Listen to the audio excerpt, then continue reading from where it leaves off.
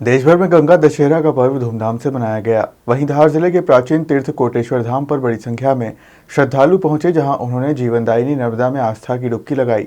साथ ही कई श्रद्धालुओं ने रक्तदान भी किया। वैसे तो प्राचीन तीर्थ कोटेश्वर में नर्मदा स्नान के लिए प्रतिदिन हजारों श्रद्धालु स्नान, पूजन और दान पुण्य के निमित्त आते हैं, परंतु खास पर्वों पर श्रद्धालुओं की संख्या कई गुना बढ़ जाती है।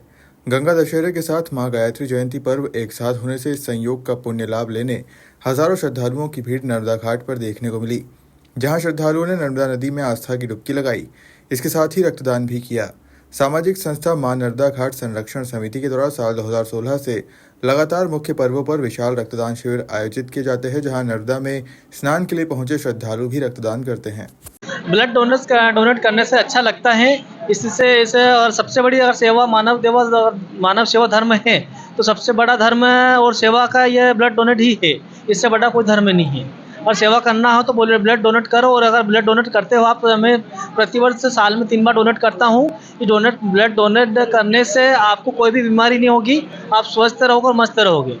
ब्लड डोनेट करना ही सबसे बड़ा धर्म है। सायापुर जिले से बलि समाज महासंघ जिला अध्यक्ष रोडमल मालवी। रक्तदान जीवन दान। हमारे द्वारा दिए गए रक्त से किसी गंभीर पीड़ित मरीज की जान बचती है, उसकी धमनियों में हमारा ब्लड जाता है। ये बहुत बड़ी ईश्वर की कृपा है कि ईश्वर ने हमको स्वस्थ बनाया है और इसलिए आज हम ब्लड डोनेट करने की स्थिति में हैं। बहुत सारे लोग ब्लड डोनेट करना भी चाहते हैं, लेकिन वो रक्त का दान अपनी अस्वस्थता के कारण नहीं कर पाते हैं। मां नर्मदा घाट निर्माण एवं संरक्षण समिति कोटेश्वर तीर्थ के द्वारा वर्ष 2016 में जब इस घाट का भव्य निर्माण किया गया था, उसी समय से यहाँ पर गंगा दशमी के पावन पर्व पर और मां नर्मदा जयंती के पावन पर्व पर यहाँ पर 2 अवसरों पर रक्तदान के लिए विशाल शिविर लगाए जाते हैं। और यहाँ पर एक समय में 300 यूनिट ब्लड का डोनेशन हुआ था। और विभिन्न अवसरों पर यहाँ पर जितने भी धार्मिक आयोजन होते, तब से लगा करके 2016 से लगा करके आज 2024 तक लगातार ब्लड डोनेशन कैंप लगाए जाते हैं।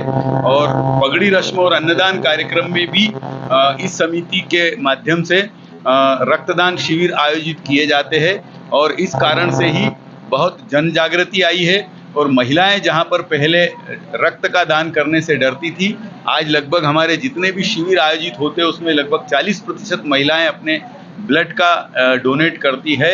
और हमारे द्वारा दिए गए रक्तदान दाताओं के द्वारा दिए गए दान से ही बड़वानी ब्लड बैंक को बहुत बड़ी मात्रा में ब्लड मिलता है।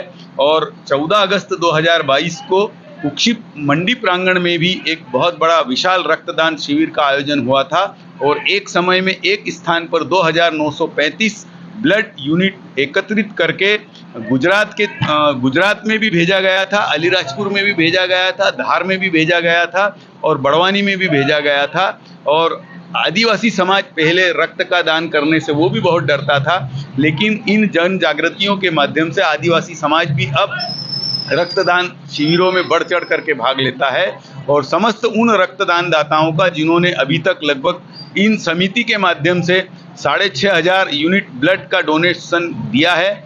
और यदि समग्र रूप से हम अलीराजपुर की समिति का भी करें तो लगभग 12500 यूनिट ब्लड का डोनेशन 2016 से लगा करके अभी तक हुआ है।